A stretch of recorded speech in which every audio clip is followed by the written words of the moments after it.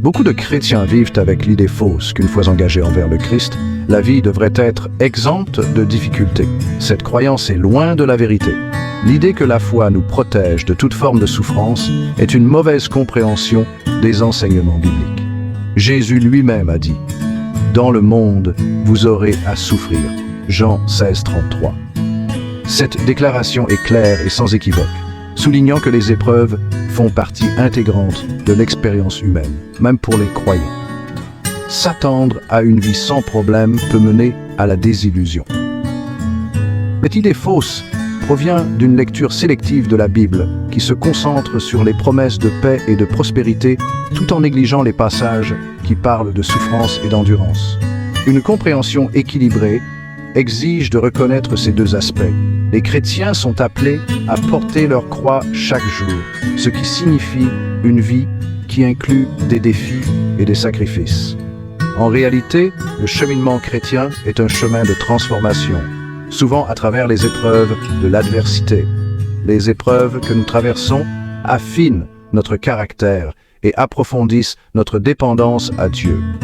Accepter cette vérité peut changer notre perspective sur la souffrance, la considérant non pas comme une malédiction, mais comme un creuset pour la croissance spirituelle. La Bible regorge d'exemples d'individus dont la souffrance a conduit à une plus grande obéissance et fidélité à Dieu. L'un de ces exemples est Joseph, qui a subi la trahison, l'esclavage et l'emprisonnement. Malgré ses souffrances, Joseph est resté fidèle à Dieu et son obéissance l'a finalement conduit à l'élévation et au salut de sa famille. Moïse est un autre exemple frappant. Sa jeunesse a été marquée par la souffrance et l'exil. Pourtant, à travers ces épreuves, il a été préparé à la tâche monumentale de faire sortir les Israélites d'Égypte.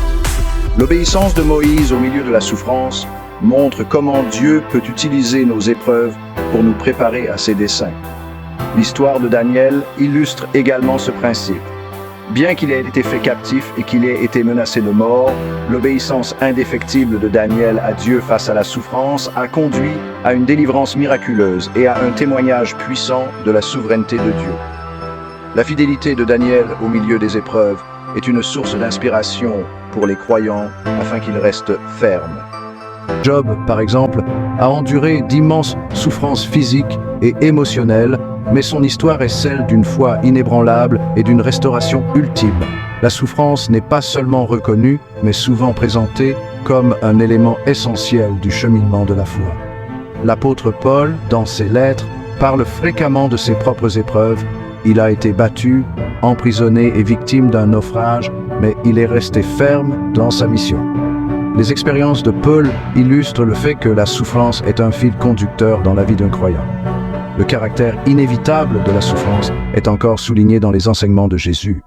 Il a averti ses disciples que le suivre ne serait pas facile. Si quelqu'un veut venir après moi, qu'il renonce à lui-même, qu'il se charge chaque jour de sa croix et qu'il me suive. Luc 9, 23.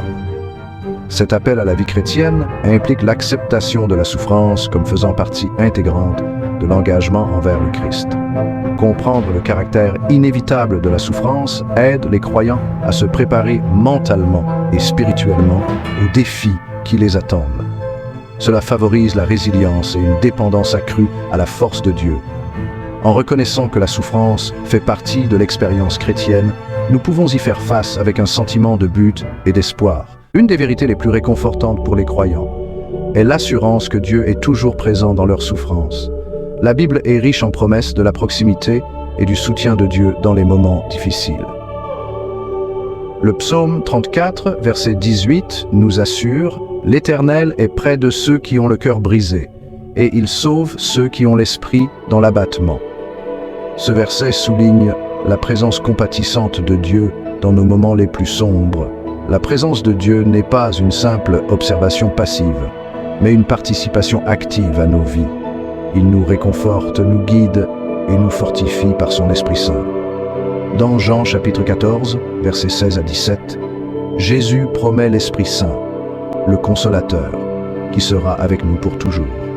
Cette présence divine nous apporte réconfort et encouragement, nous rappelant que nous ne sommes jamais seuls dans nos combats. Ces exemples bibliques soulignent que la souffrance n'est pas sans but. Elle sert souvent de catalyseur à une obéissance et à une confiance plus profonde en Dieu. Par la souffrance, les individus sont raffinés et équipés pour un plus grand service dans le royaume de Dieu. Ces récits encouragent les croyants à se confier au plan de Dieu, même au milieu de leurs épreuves.